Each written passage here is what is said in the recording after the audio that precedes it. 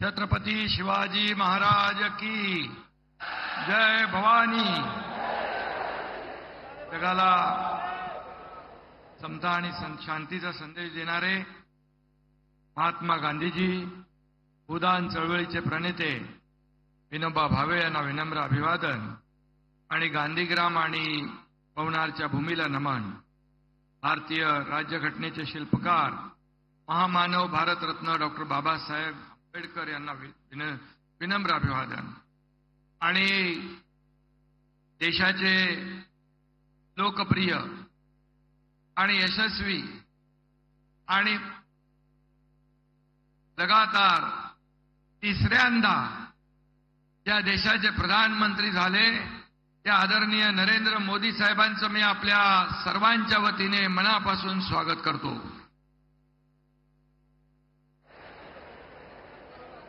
खरं म्हणजे आजच्या या कार्यक्रमाला उपस्थित राज्यपाल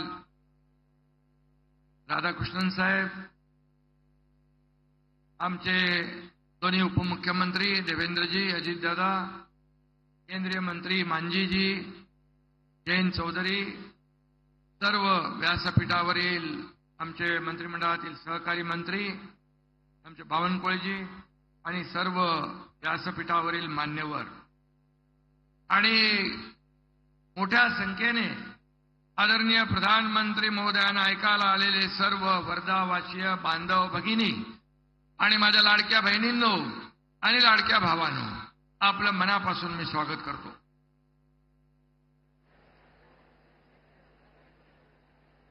मोदी जी के 10 साल के सफल कार्यकाल का वर्णन करते हुए मैं ये कहता हूं, 10 साल बेमिसाल नरेंद्र मोदी जी है विकास की नई मिसाल। लगातार तीसरी बार इस देश के प्रधानमंत्री पद संभालने वाले माननीय मोदी जी के नेतृत्व में एनडीए सरकार के 100 दिन पूरे हुए हैं।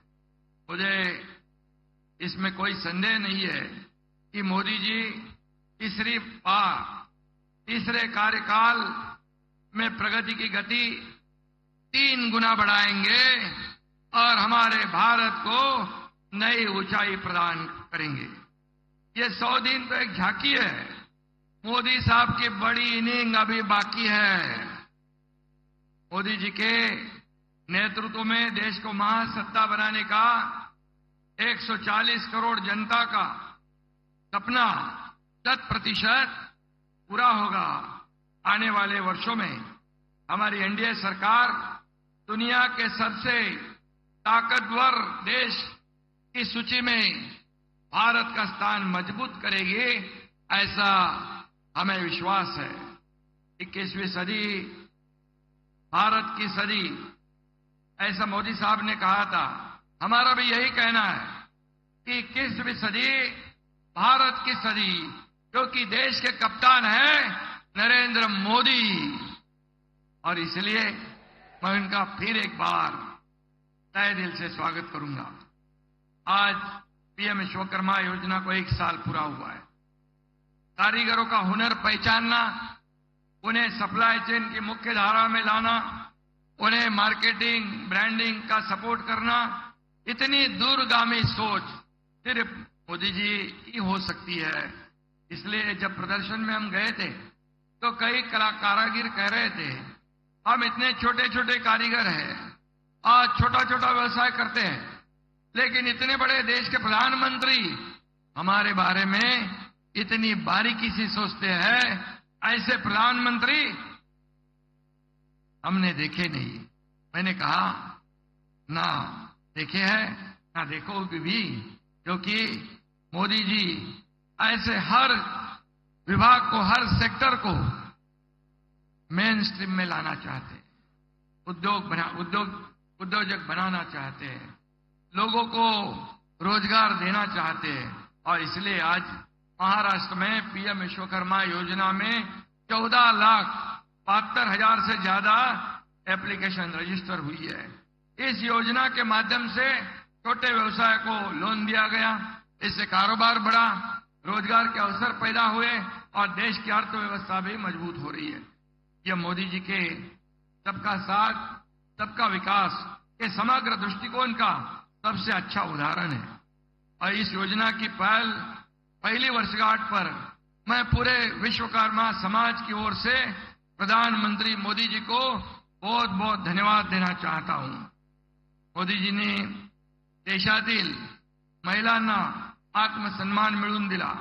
10 वर्षात ग्रामीण भागातल्या 10 कोटी महिला आत्मनिर्भर झाल्या। नारी शक्तीला बळ देण्यासाठी आज मोदीजींच्या शुभ हस्ते पुण्यश्लोक अहिल्यादेवी होळकर स्टार्टअप योजनेचा शुभारंभ देखील होतोय आणि महिलांना स्टार्टअपसाठी 25 लाखापर्यंत अर्थसहाय्य मिलणार है। महाराष्ट्र देश में महिला स्टार्टअप में पहले स्थान पर होगा और दूसरे राज्यों को भी प्रेरित करेगा, ऐसा मुझे विश्वास है। आज आपण 1000 कॉलेजमध्ये आचार्य चाणक्य कौशल्य विकास केंद्र सुरुवात करतोय। वर्षभरात 3 लाख विद्यार्थ्यांना प्रोफेशनल ट्रेनिंग दिली जाणार आहे आणि म्हणून त्याचबरोबर अमरावतीमध्ये मगाशी देवेंद्रजींनी सांगितलं पीएम मित्रा टेक्सटाईल पार्कचे भूमिपूजन होत आहे। 8,000 कोटींची इन्व्हेस्टमेंट असलेल्या या पार्कमध्ये 2 लाखापेक्षा जास्त रोजगार मिळणार आहे। या पार्कमुळे संपूर्ण परिसराचा मेकओव्हर होईल। देशाच्या अर्थकारणाला देखील हातभार लागेल। मोदीजी कधी छोटी स्वप्न पाहत नाहीत। आपला देश जसा महान तशीच मोदीजींची स्वप्नेही महान आहेत आणि म्हणून मुंबई को ग्लोबल फिनटेक कैपिटल बनाने का निर्धार उन्होंने किया है। फिनटेक तकनीक 2030 तक भारत को $7 ट्रिलियन अमेरिकी डॉलर की अर्थव्यवस्था बनाने की दिशा में योगदान दे सकती है, जिसमें महाराष्ट्र का बड़ा योगदान हो सकता है। इस सपने को साकार करने के लिए हम दिन रात मेहनत कर रहे हैं। कल ही हमने नवी मुंबई में एक महत्वाकांक्षी सेमीकंडक्टर परियोजना का भी भूमि पूजन किया है। 3rd लार्जेस्ट इकोनॉमी बनने का सपना भी हमें साकार करना है। मोदी जी पूरी दुनिया में देश का मान सम्मान बढ़ा रहे हैं और मनी लॉन्ड्रिंग और टेरर फंडिंग को भी रोकने में भारत की कोशिश प्रभावी बन रही है और यश भी मिला है, ऐसा FATF ने कहा है। और दूसरी तरफ आज हम देखते हैं कि हमारे कुछ लोग विदेश में जाकर हमारे देश को बदनाम करते हैं, आरक्षण रद्द करने की बात कहते हैं। और मैं ये कहूंगा जो आरक्षण संविधान डॉक्टर बाबा साहेब आंबेडकर जी ने दिया है उसे किसी को भी रोकने या खत्म करने का अधिकार नहीं है। और इसलिए मोदी जी यहां पर प्रधानमंत्री जी है, तब तक ये गरीब तबके का आरक्षण कोई भी माई का लाल खत्म नहीं कर सकता है, इतना ही मैं विश्वास दिलाता हूं।